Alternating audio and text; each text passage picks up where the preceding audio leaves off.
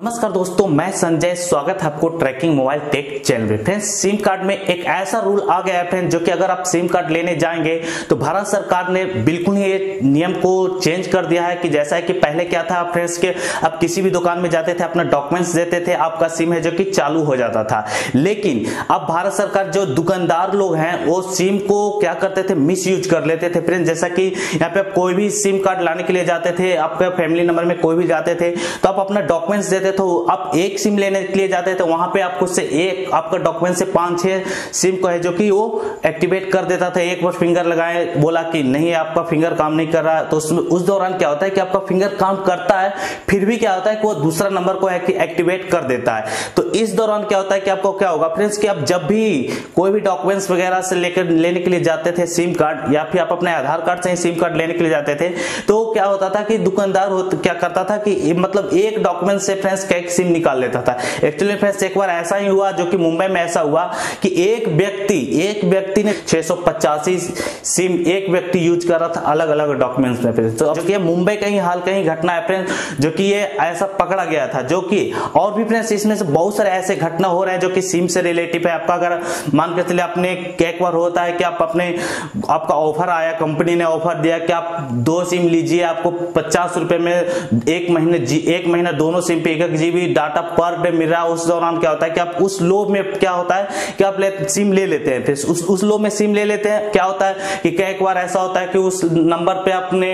Phone पे use कर लिया, या फिर अपने वो नंबर को है कि बैंक में दे दिया, या फिर उस नंबर से आपने KYC कर लिया है। और क्या होता है कि जैसे ही आपका 1 महीना हुआ, आपका फ्री का वो खत्म हो गया 1 GB वाला डाटा, उसके बाद क्या किया उस सिम को आपने बिक दिया या फिर अलग रख दिया, उसको यूज नहीं कर रहे हैं। फिर सब अपने फिर से वही प्लान खोजने लगे कि अगर मान के चले मेरे को फिर से कोई 50 रुपए में 2 सिम दे और 1 महीना तक के 1 GB फ्री डाटा दे। उस सिचुएशन में क्या होता था कि बहुत ज्यादा क्या होता था कि सिम का भी यूज ज्यादा हो जाता था। उसमें क्या होता था कितने बहुत सारे ऐसे फ्रेंड्स हैं जो कि उस नंबर को बैंक में दे देते थे या फिर KYC कर लेते थे। तो उस सिचुएशन में क्या होता कि अगर मान के चले आपका उस नंबर को बंद कर दिया, मान के चले कंपनी की तरफ से आज 6 महीने के बाद वो सिम है जो कि आपको बंद हो गया, उससे आपने KYC किया है या फिर उसमें आपका UPI ID बना लिया है, तो उस सिचुएशन में क्या होता है कि कल का अगर कोई भी प्रॉब्लम होता है फिर तो फंसेंगे आप। अगर आपका UPI ID बन गया है, मान के चलिए आजकल आपके कितना फ्रॉड हो रहा है, जैसे कि बाइनेंस पे बहुत ज्यादा फ्रॉड हो रहा है UPI ID से फ्रेंड।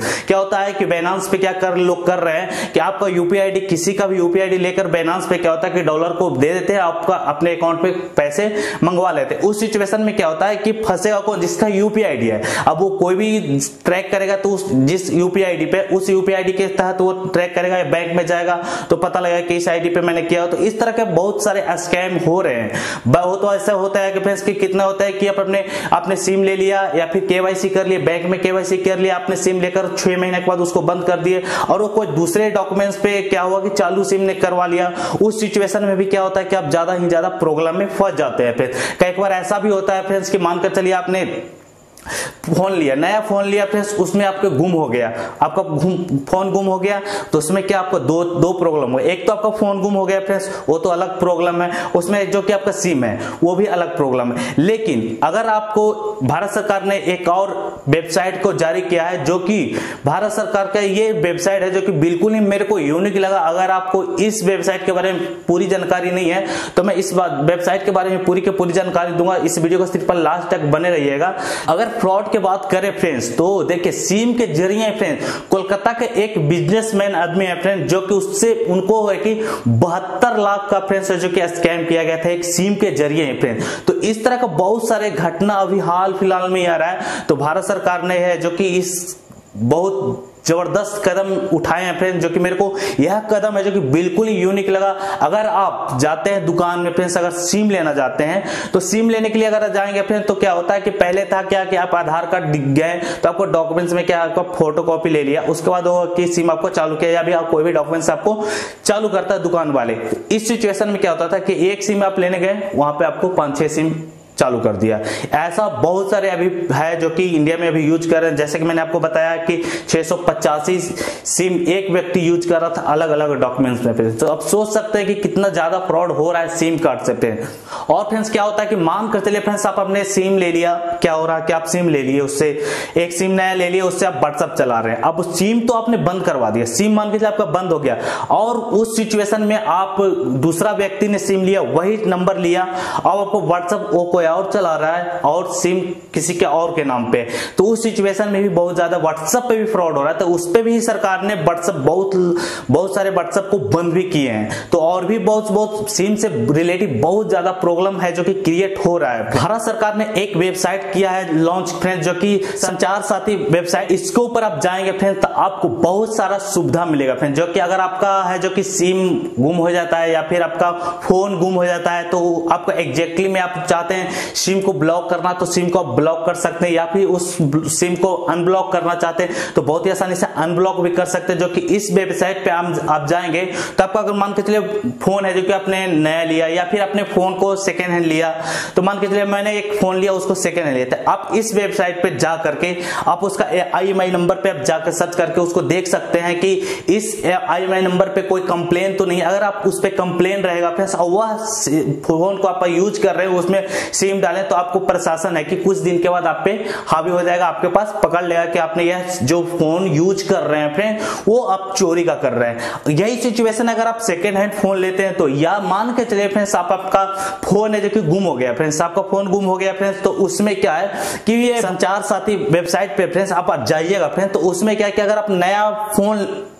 लिए हैं और उसको है कि आपका नया फोन है जो गुम हो गया, तो उसमें क्या होता है कि आपको उस पर भी आप कंप्लेंट तुरंत जाकर कर सकते हैं। आपको थाने जाकर FIR करने का जरूरत नहीं है। आप डायरेक्ट इस वेबसाइट पे जा करके आप अपना डॉक्यूमेंट्स जो है उसमें भरने के लिए मांगता है, जैसे कि आप अपना IMEI नंबर डाल रहे हैं, उसके बाद आपने जो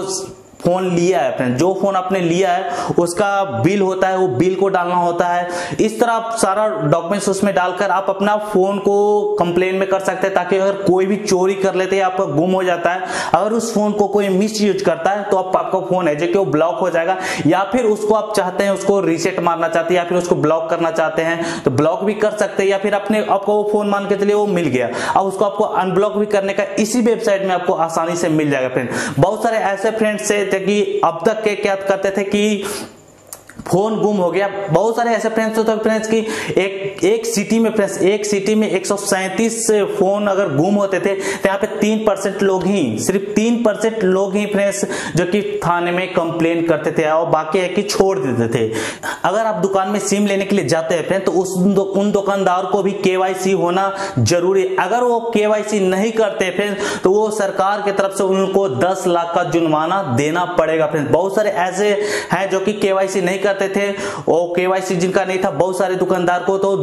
यह लाइसेंस रद्द कर दिया गया है। अब है जो कि अगर वो ऐसा करते हैं फ्रेंड तो उनको 10 लाख का जुर्माना देना पड़ेगा। तो इस वजह से क्या है कि आप सिम लेने के लिए अगर आप मानकर चलिए आप बहुत सारे जैसे जम्मू कश्मीर में जाएंगे तो वहां पे अगर सिम लेने के लिए जाएंगे तो वहां पे आपको ज्यादा प्रॉब्लम होगा सिम लेने के लिए। वहां पे कुछ अदर हम लोग जैसे बिहार में हो गया या उत्तर प्रदेश में हो गया, इन सभी जगह सिम लेने में थोड़ा आसान है, लेकिन अगर जोन हाईलाइट एरिया है जैसे कि जम्मू कश्मीर में चले जाइएगा तो वहां पे आपको सिम लेने में थोड़ा सा ज्यादा नियम का पालन करना पड़ेगा। यहाँ है कि आप जैसे कि अब बिहार में आप सिम लेना चाह रहे हैं या फिर यूपी में लेना चाह रहे हैं तो क्या होगा कि अब 1 अक्टूबर से फ्रेंड्स आप कहीं भी सिम लेने के लिए जाएंगे तो आपको डॉक्यूमेंट्स देने का जरूरत नहीं है फ्रेंड्स। आप अपने आधार कार्ड ले जाएंगे, उसमें एक स्कैनर QR कोड होता है, आप उस QR कोड को इस तरह देंगे तो वह दुकान वाला है जो कि उसको स्कैन करेगा, वो भी स्कैन करेगा तो सीधे कंपनी के पास जैसे वो स्कैन करेगा फ्रेंड तो उसको उस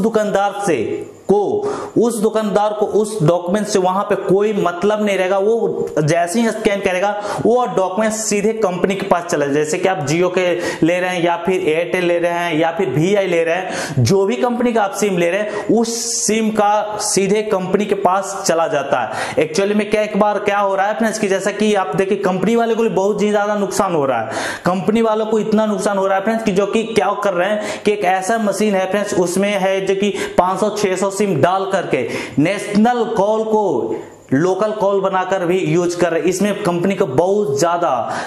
फ्री की यहाँ पे लॉस हो रहा है कंपनी को भी। तो इस वजह से क्या हो रहा है कि अगर यह नियम लागू हो गया है, अगर यह नियम लागू हो गया तो वो जो फ्रॉड नेशनल कॉल को लोकल कॉल करके